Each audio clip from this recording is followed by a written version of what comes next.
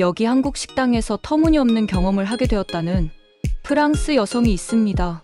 그녀는 이런 어이없는 문화를 가진 나라는 한국밖에 없을 거라며 한숨을 내쉬는데요. 그렇다면 그녀가 한국에서 대체 무슨 경험을 했던 것일까요? 안녕하세요. 저는 프랑스 출신의 요리사 조에라고 합니다. 제겐 몹시 유명한 프랑스 전통 레스토랑 체인점을 운영하고 계신 아빠가 계신데요. 아이러니하게도 이러한 아빠의 존재는 저를 숨도 제대로 못 쉬게 만들었습니다. 왜냐하면 아빠는 저와 오빠 보고 자신의 레스토랑을 물려받아야 한다고 하시며 항상 저희를 압박하셨거든요. 문제는 오빠는 요리만 할 줄 알지 경영에는 영 소질이 없었으며 저는 둘 다 재능이 없던 거였습니다. 아빠는 이런 저희의 모습을 보고 늘 한숨만 내쉬셨고 아무래도 3대째 내려온 전통 레스토랑이지만 이젠 매각할 때가 된 것 같다며 절차를 알아보고 계셨죠. 가문의 전통이 사라지는 건 아쉬웠지만 이건 어쩔 수 없는 일이었어요. 그러다 저는 아빠의 마지막 지시를 받게 됩니다. 그건 바로 아시아 음식 문화와 레스토랑 경영 방식을 배워서 돌아오라는 거였는데요.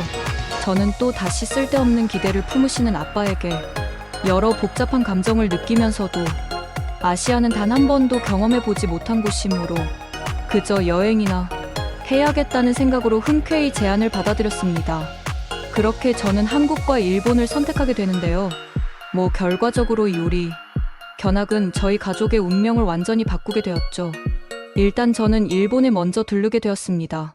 그리고 일본에는 무한 리필 식당이 있다길래 저는 잔뜩 기대한 채 식당으로 향했죠. 사실 프랑스에는 무한 리필이라는 개념이 아예 존재하지도 않는데요. 아무래도 일본인들은 무제한이라는 시스테마에서도 끝까지 시민의식을 지키는 사람들이라 이러한 무한 리필 식당이 운영될 수 있는 거구나 싶었습니다. 식당의 첫인상은 아주 좋았어요. 일본에서는 혼밥을 하는 사람들이 많아서 그런지 저는 모르는 사람 옆에 앉아서도 아무런 눈치도 보지 않고 편하게 식사를 할 수 있었거든요. 그런데 뭔가 이상했어요. 이곳에는 아무리 봐도 화장실이 없었거든요. 그래서 직원에게 물어보니 일본인 직원은 사람들이 자꾸만 화장실에 토를 하고 위장을 비우면서까지 음식을 먹어댔고 이 때문에 화장실이 계속 막히게 되자 부득이하게 화장실을 폐쇄하게 되었다는 다소 황당한 말을 건네는 거 아니겠어요. 아니, 왜 자기 자신에게 고통을 주면서까지 음식을 억지로 먹는다는 말인가. 저는 일본의 수준 높고 친절한 이미지, 이면에 숨은 진짜 모습을 발견한 것 같아 마음 한구석이 찝찝해졌습니다. 하지만 문제는 여기서 끝이 아니었어요. 킹크랩, 다리 같은 고급 요리들은 자꾸만 리필이 안 되고 빈 접시로 남아 있었거든요. 제가 기다리다 못해 물어보니 직원은 특정 국가의 사람들이 비싼 요리들이 리필될 때까지 계속 기다렸다가 이러한 요리들만 골라서 집어먹어서 도저히 수요를 맞출 수가 없다고 말해 오더라고요. 이곳은 아무리 봐도 일본인들밖에 없는 로컬 구역이었는데 도대체 외국인이 어디 있다고 자꾸만 특정 국가라는 표현을 사용하는 건지 저는 일본의 책임을 회피하려는 태도에 약간의 비겁함을 느꼈습니다. 그리고 이럴 거면 무한 리필이라는 말을 써놓지를 말지. 저는 이러한 어처구니 없는 상황에 기가 차기도 했죠. 또한 맛의 균형을 모른 채 손해를 보지 않으려는 듯 비싼 음식만을 기계적으로 집는 일본인들의 모습도 매우 실망스러웠는데요. 일본은 아시아 최고의 미식가의 나라인 줄 알았는데 실제로 보니 전혀 아니었거든요. 심지어 제 옆에 앉은 일본인들은 의도적으로 음식을 한 입만 베어 물고 남몰래 버리기도 했는데 일본인들의 이러한 모습을 보면 마치 요리를 즐기러 식당에 온 게 아닌 식당으로부터 이득을 취하기 위해 식당에 온 것처럼 보이기까지 했어요. 저는 뭔가 일본인들의 웃는 얼굴, 뒤로 숨겨진 어두운 내면을 본 것 같아 매우 실망스러웠습니다. 애초에 무한 리필이라는 제도 자체가 인간의 이기적인 본성을 거스르는 말이 안 되는 제도였기에 그래도 이들을 이해해 보려고 했죠. 그러나 저는 다음날 가게 된 식당에서 더욱 어처구니 없는 일을 겪어야 했습니다. 저는 일본에 대해 더 알아보고자 도시를 벗어난 외곽 지역의 현지인들만 사는 마을로 이동했고 일본 전통풍의 식당에 들어갔는데요. 이곳은 영어 메뉴도 없고 전부 다 일본어로 쓰여 있었지만 가게 주인은 무척이나 친절했고 번역 앱을 통해 대화해야 했음에도 늘 미소를 잃지 않더군요. 그렇게 저는 어렵게 생선 모듬 요리를 주문하게 됩니다. 하지만 아무래도 제겐 일본 요리가 맞지 않는지 풍미도 없고 짜기만 한 생선 요리를 거의 다 남겨야 했는데요. 그저 단무지나 음료수만으로 배를 채울 뿐이었죠. 그런데 그렇게 제가 계산을 하러 가니 계산서에는 3만엔이라는 도저히 말이 안 되는 금액이 적혀 있는 거 아니겠어요. 저는 어처구니가 없어져서 계산서가 잘못된 것 같다고 말했는데 주인 아주머니의 친절한 얼굴은 일순간 무섭게 바뀌더니 금액이 맞다고 말하더군요. 그리고 그녀는 메뉴판을 잘 보라며 다그치듯 말했는데 메뉴판의 우측 하단에는 개미만한 글씨로 생선 한 마리 기준이라는 말이 적혀 있더라고요. 또한 계산서에는 사이드, 메뉴와 음료에 대한 가격까지 첨부되어 있었는데 단무지나 김치 같은 사이드 메뉴는 주인 아주머니가 필요하냐고 해서 그렇다고 대답한 것뿐이고 심지어 음료수는 요청하지도 않았음에도 가져다 주길래 당연히 무료인 줄 알았는데 전부 다 청구되어 있던 것입니다. 도대체 마리당 가격으로 음식값을 책정하는 게 말이나 되는 것이며 추가 메뉴를 이런 식으로 팔아먹는 게 가장 키나 한 건지 저는 이런 납득할 수 없는 금액의 아주머니께 맹렬히 했습니다. 그러나 일본인 아주머니는 눈 하나 깜짝하지 않았고 저는 그렇게 경찰에 신고를 할 수밖에 없었죠. 하지만 경찰도 가게 주인은 일본인이 아니라 한국인이나 중국인인 것 같다며 저보고 어쩔 수 없다는 말만을 되풀이하는 거 아니겠어요. 그리고 자신들은 해줄 수 있는 게 없으니 금액을 지불하고 좋게 끝내자고 하는 책임감 없는 태도를 보이더라고요.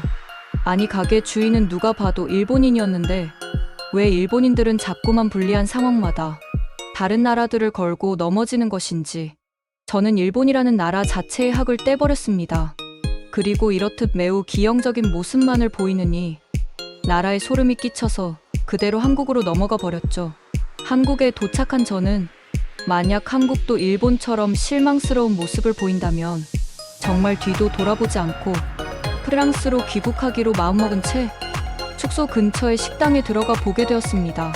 그런데 저는 한국 식당에 들어감과 동시에 일본에서의 안 좋았던 기억이 다시금 떠오르고 말았습니다.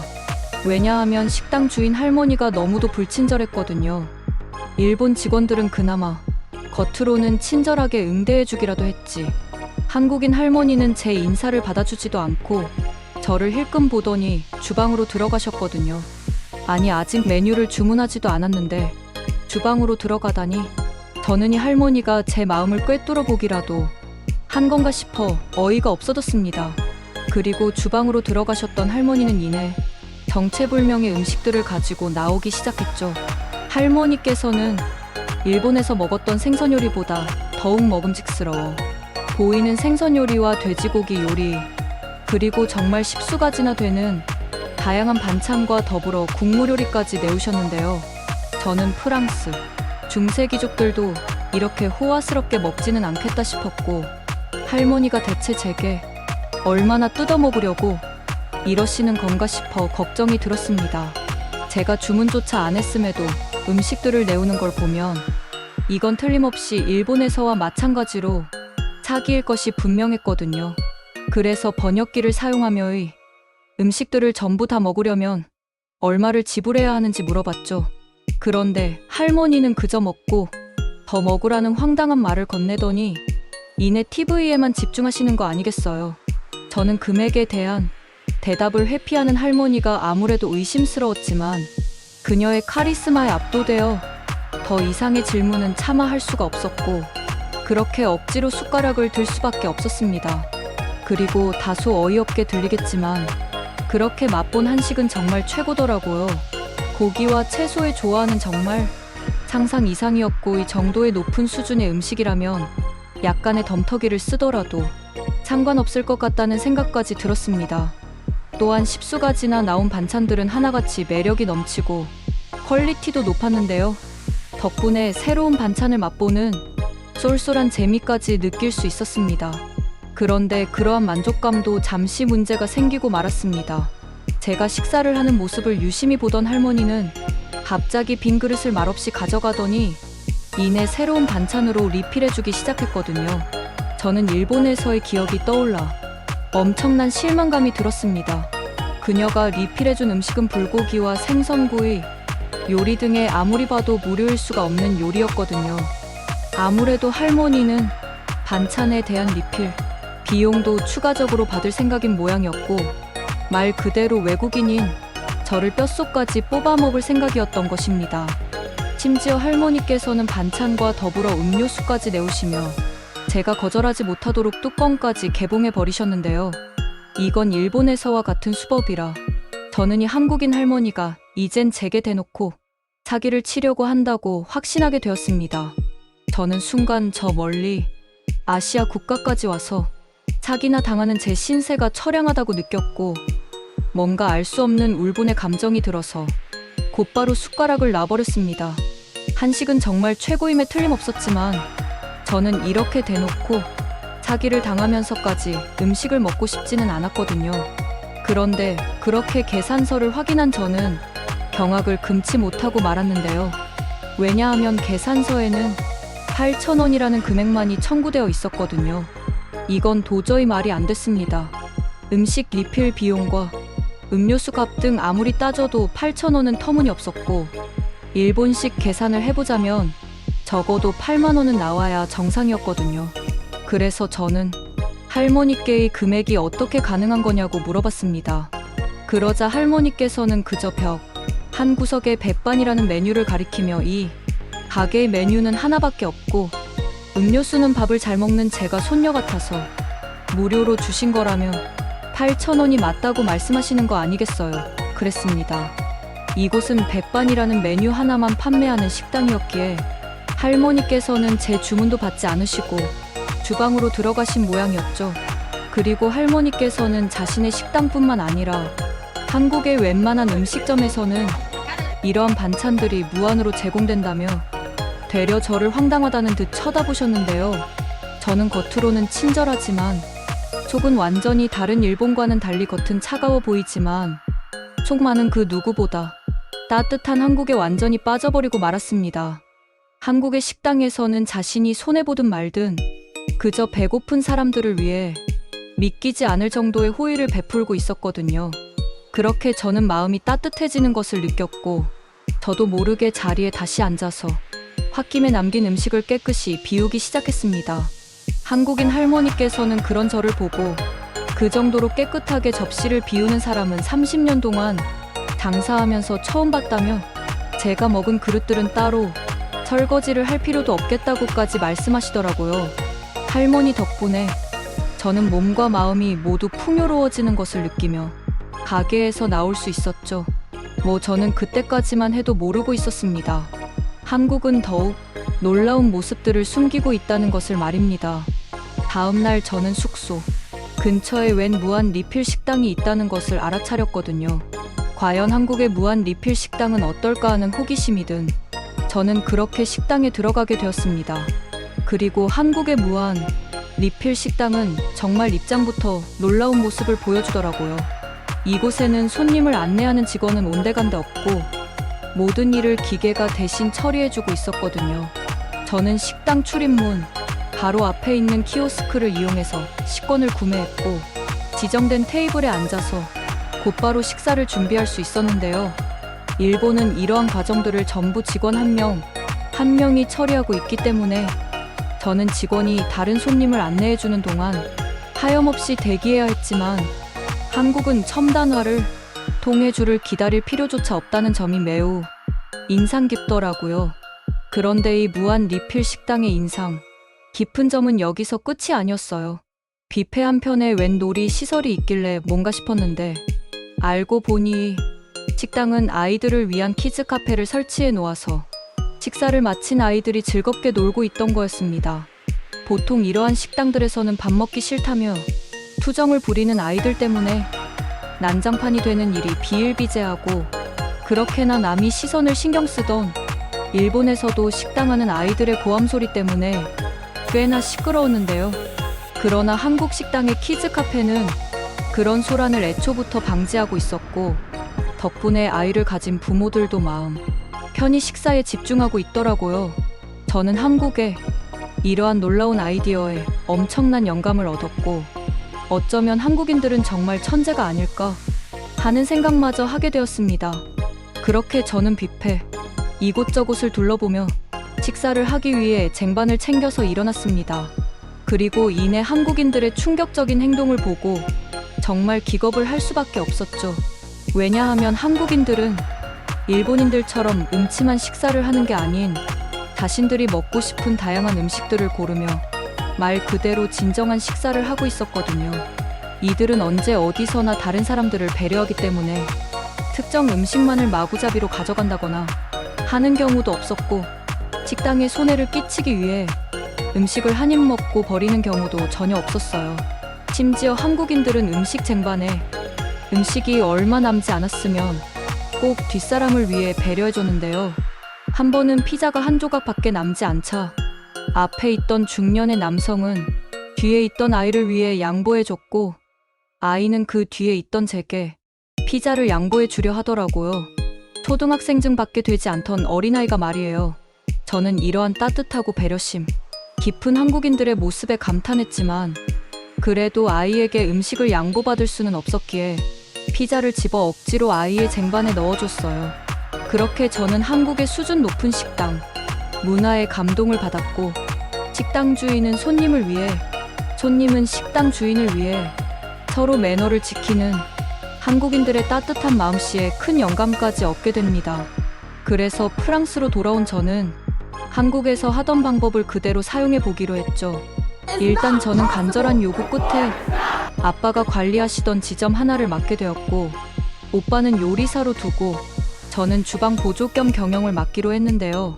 그리고 한국처럼 원래 유료로 제공되던 식전 수프를 무료로 제공하기로 했고, 한국의 무한 리필 시스템처럼 일정 금액을 내면 와인을 무한으로 제공하는 상품을 출시하기로 했습니다. 당연히 아빠는 노발대발하셨어요. 제가 한국에서 단단히 미쳐서 돌아왔다며 프랑스에서 이런 식으로 영업을 하면 분명 한 달 안에 망할 거라며 침을 튀어가며 말씀하셨죠. 그러나 저는 한국을 따라해야 성공한다는 근거 없는 확신이 있었고, 끝까지 제 고집을 밀어붙였습니다. 그리고 결과는 대성공이었죠. 프랑스 손님들은 식전 수프가 제공된다는 점을 보고 저희 레스토랑을 고급 레스토랑으로 인식하기 시작했고, 이러한 이미지 개선 덕분에 손님이 증가하기 시작했거든요. 또한 한국인들에 비해 시민의식 수준이 월등히 낮은 프랑스인들이지만, 아무래도 프랑스에서는 레스토랑에서 술에 취하면 짐승 취급을 받는 문화가 있기에 이러한 사회적 분위기가 안전벨트 역할을 해줘서 과음을 하는 사람들도 없었습니다. 그래서 와인 무한 리필은 마진이 꽤 많이 남았고, 저희 레스토랑의 아이디어가 매우 획기적이라면서 지역 일간지까지 실린 이후 와인을 즐기러 오는 손님들은 점점 더 늘어나기 시작했죠. 그렇게 점점 아빠의 신뢰를 얻은 저는 점점 더 많은 매장을 관리하게 됐고, 한 매장에 키즈 카페를 도입하고 가족 단위 손님들의 엄청난 유입을 이끌어낸 이후부터는 이제 아빠의 모든 사업을 물려받게 되었습니다. 사실 제 아이디어는 전부 한국을 완전히 베껴왔기 때문에 저에 대한 칭찬이 너무나도 과분하게 느껴지기도 하는데요. 저는 앞으로도 한국에서 더 많은 것들을 배워서 언젠가는 프랑스 내 한국식 레스토랑까지 차려보고 싶습니다. 제가 준비해온 내용은 여기까지입니다. 끝까지 시청해주셔서 진심으로 감사드리며 여러분들의 구독과 좋아요, 알림 설정은 영상 제작에 큰 힘이 됩니다.